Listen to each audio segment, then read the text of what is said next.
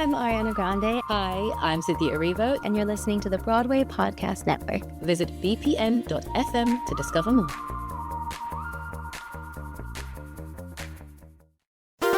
There's a cat over here. There's a cat over there. And the wrong one died. And the wrong one died.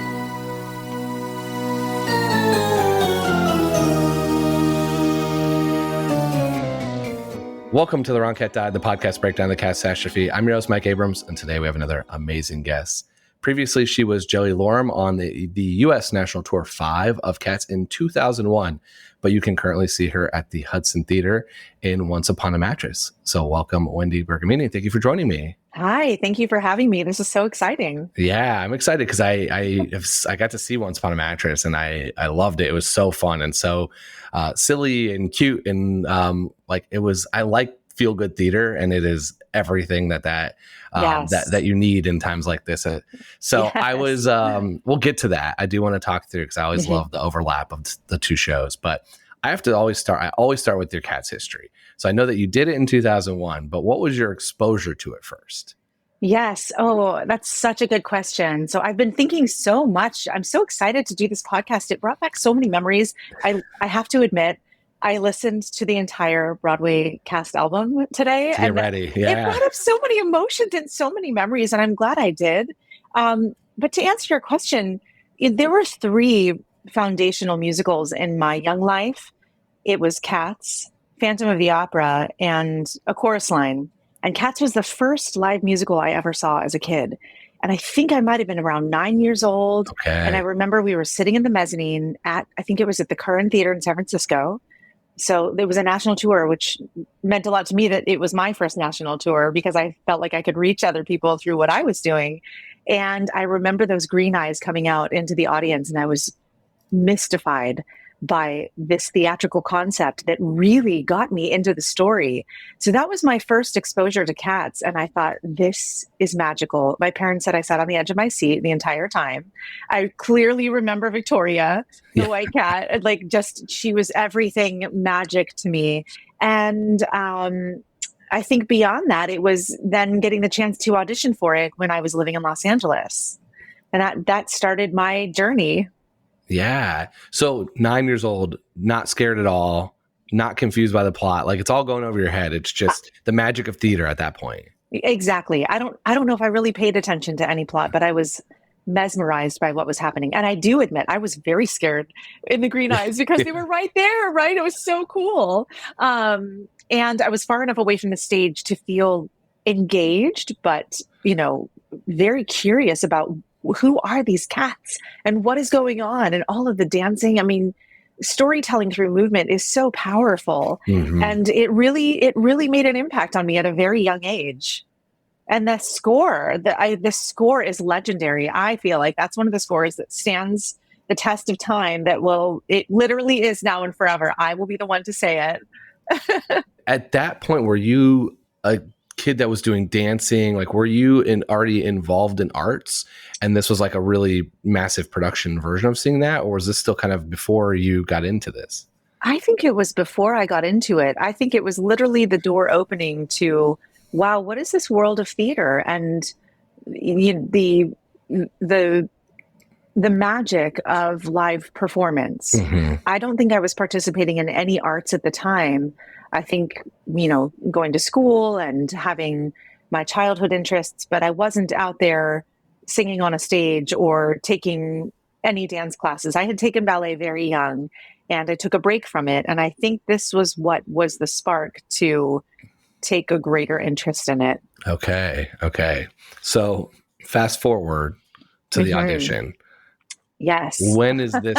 This is your first tour, you said. Yes. So it's early in your career. Yes. What do you remember from that whole process and going through it at that point in your life and career? So I had graduated from UC Santa Barbara and did some theater on the coast, and I moved to LA thinking Los Angeles is my thing. I'm ready for it. I'm going to pursue the on-camera career. And that day there was an open call for one of the Star Trek series.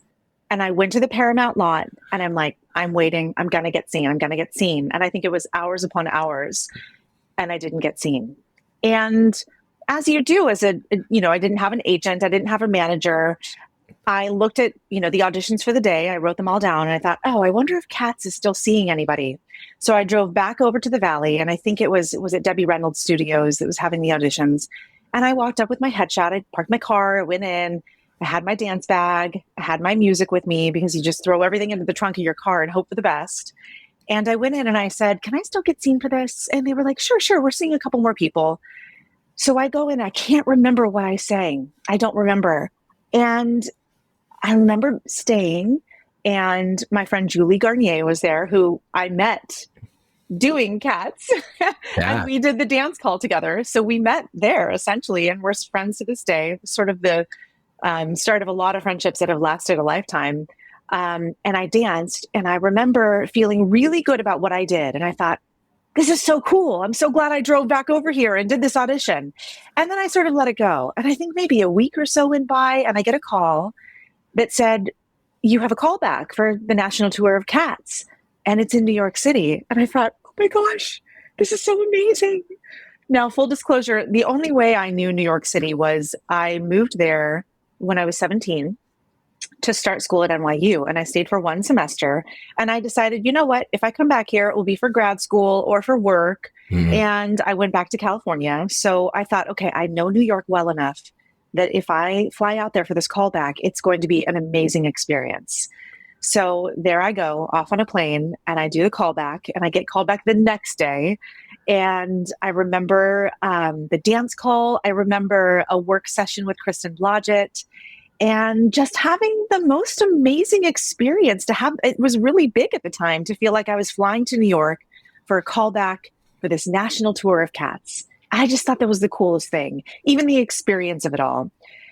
And I didn't know, they usually never tell you in the room, you're cast, you're not. Yeah. Sort of a, when you see that on a reality TV show, you're like, when does that ever happen? Yeah. That's so cool. And I think I found out maybe a couple weeks later. And that was my journey to booking the job. It was really exciting all together. It was just a touchstone moment in my career, how exciting that was. Yeah. I always think about like these inflection points or these moments. Mm-hmm. And to think for you that if you got saw by Star Trek, you might not have gone Right. on this path of a Yep. career. Like it could have taken you Yeah. down TV and everything. It's just like Yes. them not seeing you at that moment got you in your car that took you across town, that took you Right. to New York. Like it's such a simple thing of where if that changes, it dramatically changes the course of your life. It's like the if-then theories Yeah. of all of it. It wasn't 5 o'clock, it was 3 o'clock. Yeah. They could have stopped the call. It was so many variables, and this was Yeah. how it all lined up. And I really do feel like it was meant to be. I think it was not only a doorway into Cats and performing, and I already knew I have my BFA in acting, and knew that this is what I wanted to do. But it was because of that I packed up my entire studio apartment in Burbank, and my dad watched my car, and I gave up my apartment. I didn't sublet. And while everything was in storage, a year into the contract, I thought, we could renew or not. And I thought, you know what? I have everything in storage. My friend is renewing. I can sublet from him and see if New York might be for me. Yeah. And I gave myself 6 weeks in Rum Tum Tugger's sublet on 42nd Street. And from there, things expanded and grew. And it was a sign that I was meant to be here for this time. The right career. Yeah. Okay. So let's talk about your experience as Jellylorum. Yes. And so I always love it's hard. It's fun to think back, but we're thinking back over 20 years that at this point. What do you remember about how you were directed to play the character, or how you were able to build your story of Jellylorum? Well, I remember the team was very clear, and to this day, I have so much love and respect for them. Kristen Blodgett, Richard Stafford, Suzanne Viverito. It was so wonderful to work, you were treated as if you were doing a Broadway level production. Mm-hmm. And that felt so nice. And you wanted to meet that level. You had learned so much in your artistic career and studied so much. And this was the chance to put so many things together, reflecting on musicality, reflecting on quality of movement. And Jellylorum doesn't dance everything in the Jellicle Ball, but the things in the opening number and in the Jellicle Ball were so specifically taught by Richard in such a beautiful way that it still, listening to it, I was hearing Richard's voice or Suzanne's gentle corrections in my head. Those things live with you. They create your artist. I remember that the very first thing they said was, there is a very real plot to Cats. It is not just poems put to song. And talking about this real meaning behind the Jellicle Ball and who goes to the Heaviside Layer and the relationships between the cats. Our first opportunity to enter a room one by one and learn cat-like behavior. We talked a lot about the cat's body, that it took a while for this to settle into your physical musculoskeletal structure to become a cat, and the similarities between cats and humans, that it wasn't so distant. So I remember all of this about this process, and it was a beautiful process in which they spoke a lot about the legacy of the show and the legacy of what the creative team wanted to put in place for the show, and feeling that beautiful gift to carry that forward through our national tour. In terms of Jellylorum, I remember them talking about her love of Gus and their special relationship, and how much she just really took care of him and respected him and really knew about his history, and the gentle quality in which she is able to bring to this beautiful life story of Gus.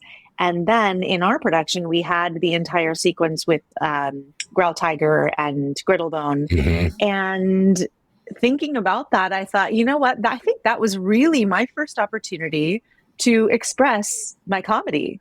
So you have this chance as Jellylorum to have this beautiful, sweet, almost lullaby, caretaking, gentle nature of singing of someone's life history.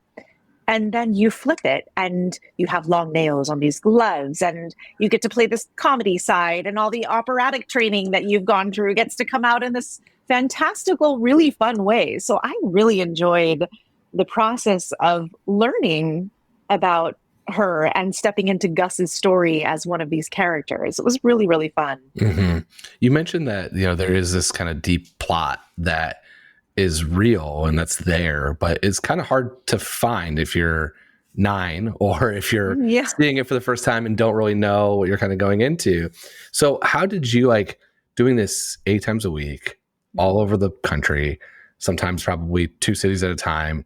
How do you think about articulating that story to an audience that probably, especially for you in 2001, is probably less familiar than people are today? People today probably are a little bit more familiar with what Cats is, but at that time, you are early in it going around the country.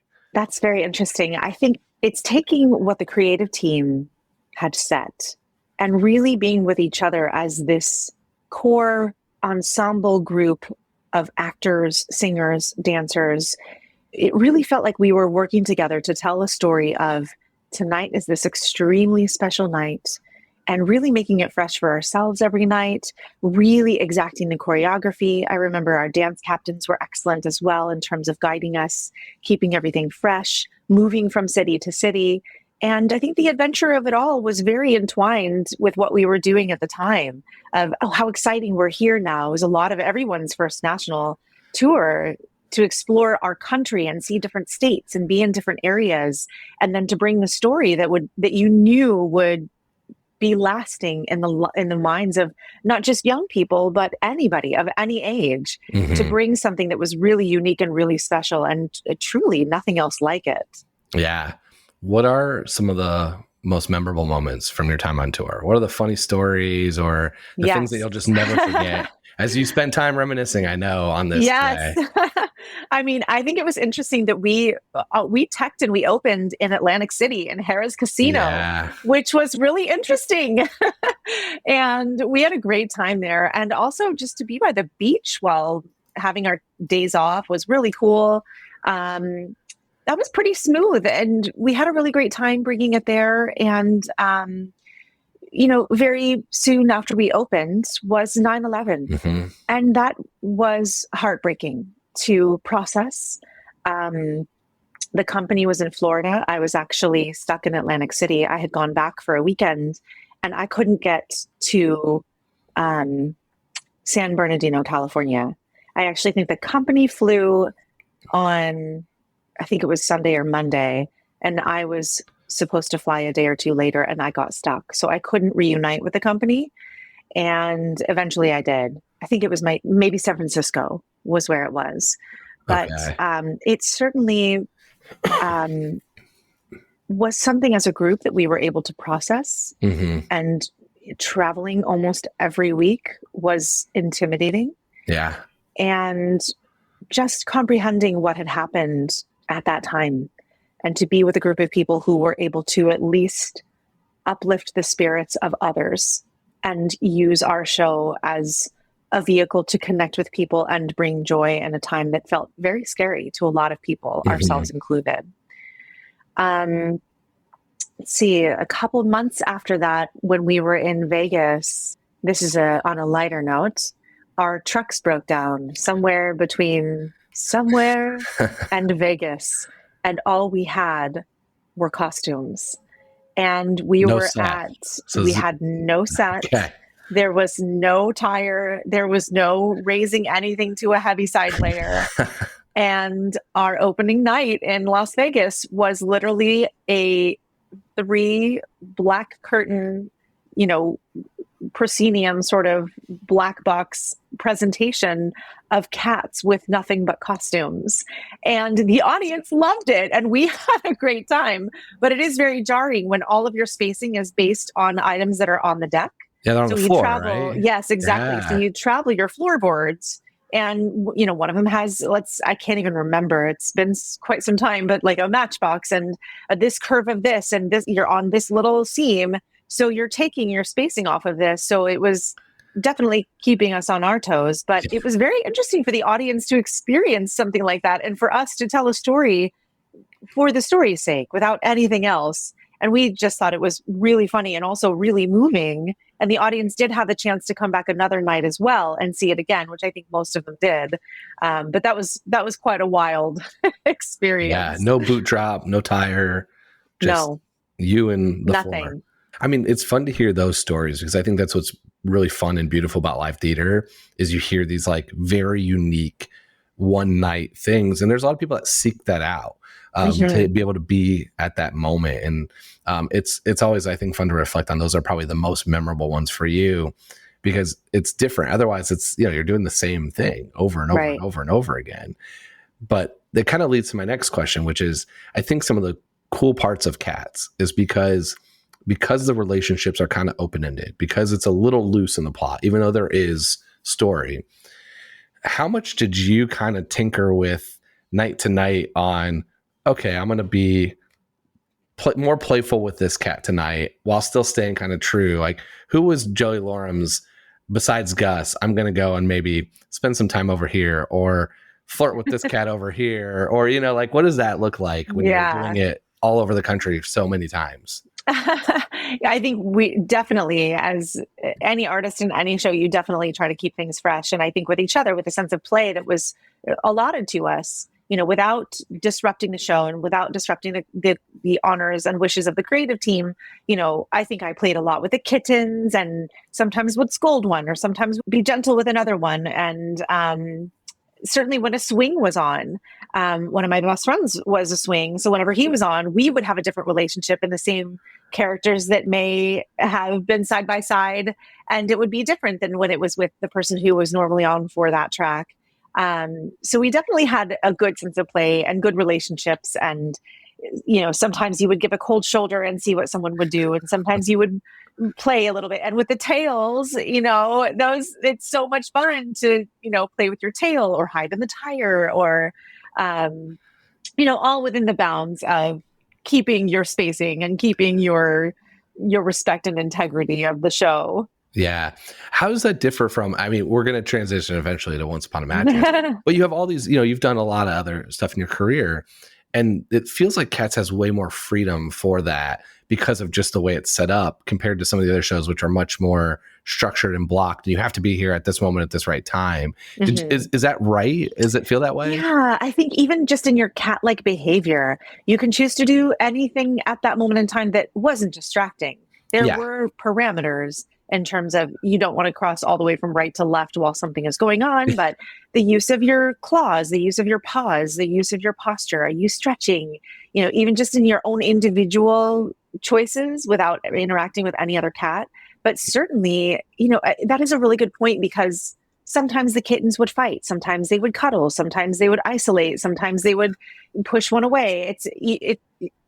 I think it did give itself a lot of wiggle room night to night. And I think when you're in certain shows, there's some relation of doing that to a degree, but maybe not as much as, adding your own spins or turns or quick darting glances to certain things, or there's a fly tonight, or making each other laugh with the improv that you're able to come up with, which was, all within the world of the show and not distracting from the main event of what was going on. If Mistopheles was dancing, playing with some of the magic and playing with each other, or singing a little closer to each other one night, things like that.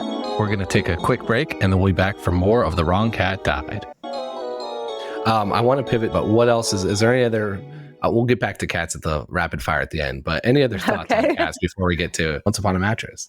I don't know. It's one of those shows that came along at the right time that was very foundational to me in terms of learning what I learned, the team that we were working with.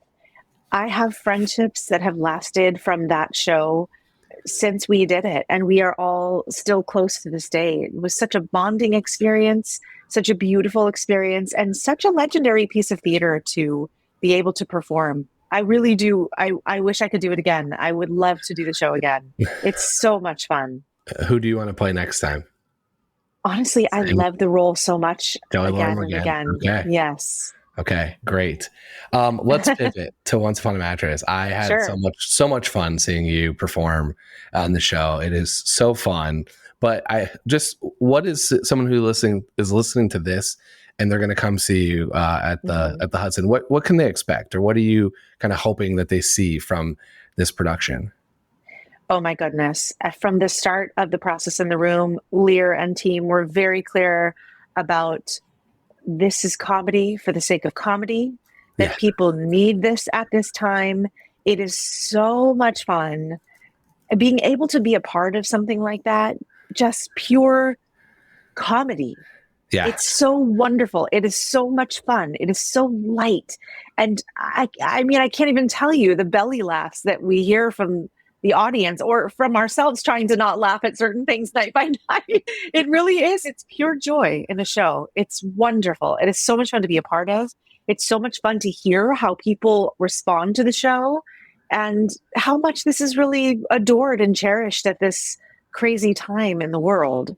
Yeah, it was really fun to be in the audience and see like where the moments are, because there's some things that are just so silly and funny and it made me laugh every time. And there are others that are very like clear, like this is a laugh moment. And there's some where I'm like, I don't know how you don't break more doing that. I just watching some of those moments, be like, I don't know how you can watch this and not be laughing, or maybe you're just turning and hiding it from us all. I think it's a combo of all of those things. The skill set of trying to not laugh is an entirely new, expanded upon version in this show, because there is so much that happens on a nightly basis, which is awesome too, because there are certain times where somebody will bring something new and you're like, oh my gosh, that is so funny. And I literally have to stand here and look at it deadpan there's a moment between Michael and Sutton that every night I have to speak right after, and I'm like, oh my gosh, how can I do this? You can do this. Just keep a straight face. Yeah. Because it's so funny. It's almost like zoning out a little bit, so you're not like not taking in their actual moment and just know when it's your turn. One of my favorite things to do, and I did this with Amanda, and I want to do the same exercise with you, is I want to, if the cats were going to be cast into the roles of Once Upon a Mattress, who would they be? So like, who are we going to put in? So I'm going to give you some names. Wow. Okay. And I want you to tell me which cat would be the best at playing them. This is probably the most difficult show I've tried to do this with. Because most of the time the cats line up personality wise pretty well with a lot of these shows. This one is probably the hardest. So let's start with the Jester. Okay. I think the Jester is probably going to have to be Monkey Strap. Okay. Yeah, because kind of narrating. I think so. And exactly. Yeah. And I think Daniel Breaker as Monkey Strap would be awesome. Yeah, I agree. I think I had originally written it could be a little Mistopheles-y just because of some of the humor and some but I agree. I think it's Monkey Strap. What about the Wizard? I honestly, if you're talking about the Wizard or Brooks, do you want me to go by character or by I generally go by play the character? Well, I want to hear both now, but I normally go by the role, so the actual character. Okay. Oh gosh, that's a hard challenge. I think who would play the Wizard? Well, I think the Wizard would play. The Wizard could obviously lend himself to Mr. Mistopheles, but I think with Brooks in the role would be an awesome Buster Jones. Yeah, that is perfect. I agree completely. I this was the hardest one to cast because personality wise, there isn't really a cat that kind of fits naturally with this role. But I like Bustifer. That's a fun kind of mix. What about Sir Harry and Lady Larkin? Oh gosh. Well, I was thinking Sir Harry has a lot of characteristics of Rum Tum Tugger. Yeah, I agree. And I think that'd be cool. I think Lady Larkin, well, if she's, maybe we need to double cast Jellylorum Griddlebone and share the role. Or, if it's Nikki playing it, she has such a beautiful voice that has these elements of purity that Syllabub would be also very beautiful. Okay. Yeah, I originally had Victoria in that same kind of realm. Ooh, yeah. But I think there could be a Bomb Ballerina too, with the whole kind of playing off of Tugger and their dynamic in the show. Yeah, that's cute. I love that. What about the King? Old Deuteronomy. Yeah. Yeah. Part of me also thinks Gus. Or Gus. Yeah. Yeah.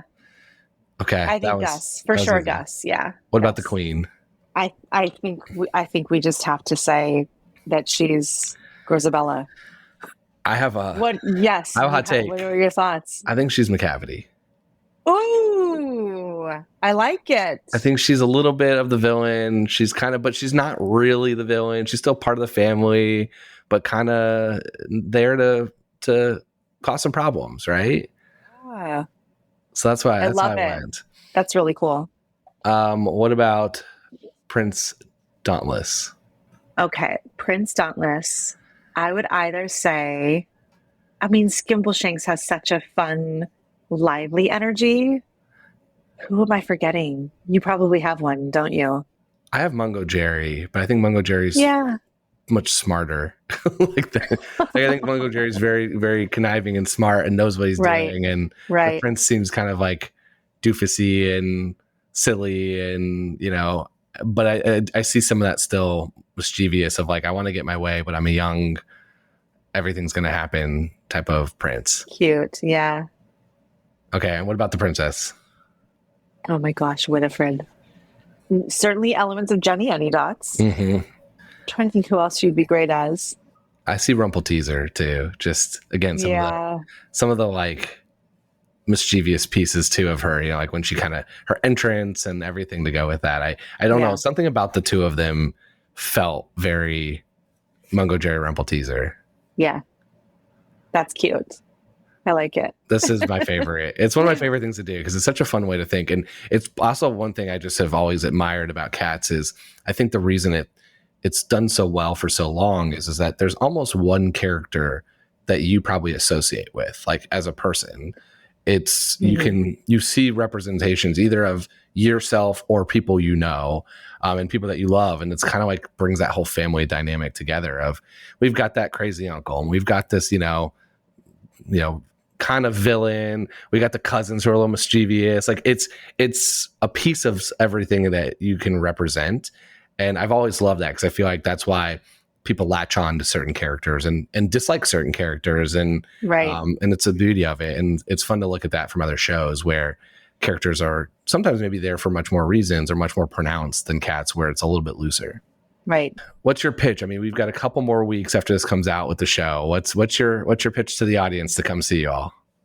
Oh my goodness. I think that Once Upon a Mattress is such a wonderful bite out of comedy. It's family friendly. It's so much fun.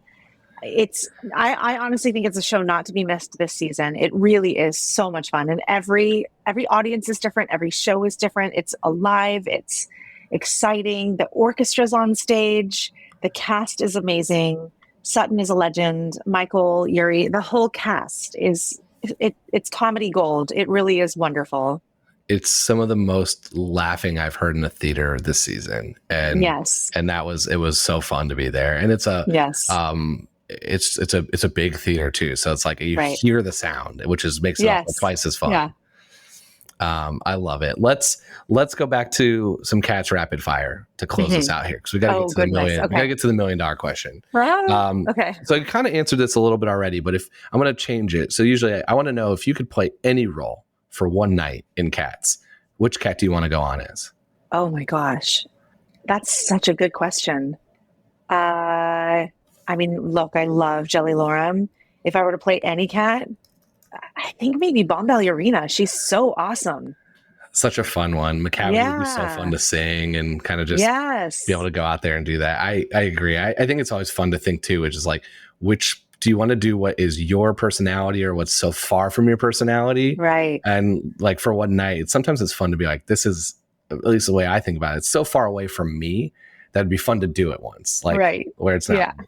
Yeah. Who are your favorite and least favorite cats? Meaning, which one would you love to hang out with and which one's going to bug you a little bit? Who are my favorite cats?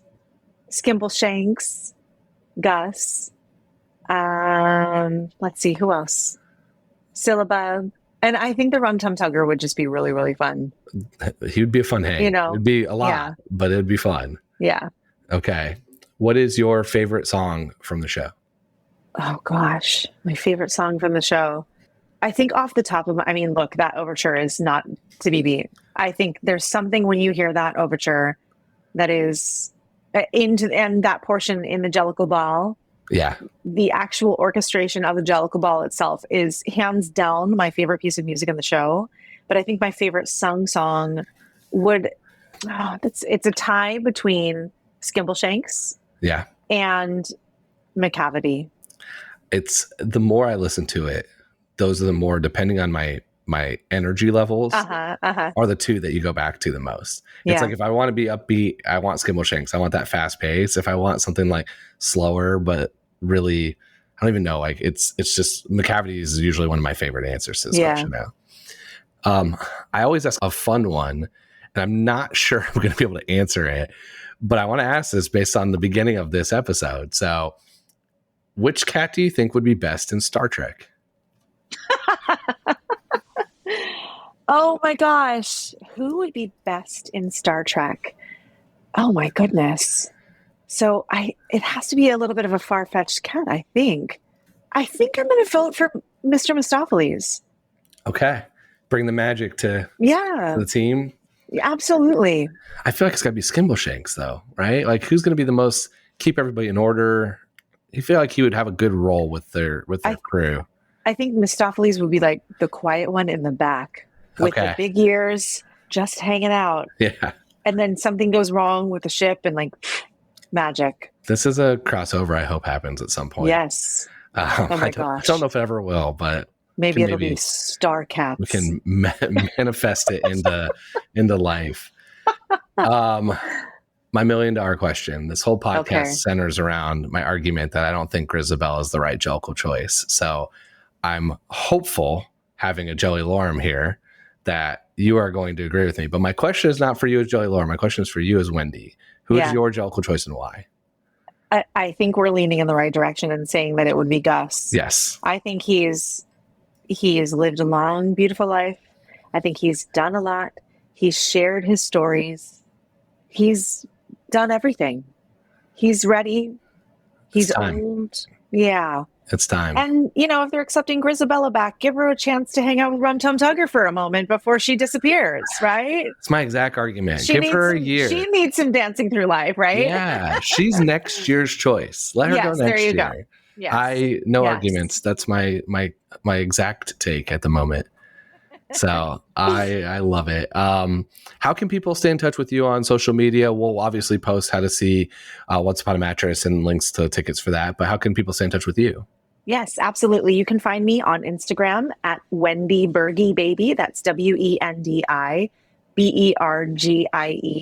Baby.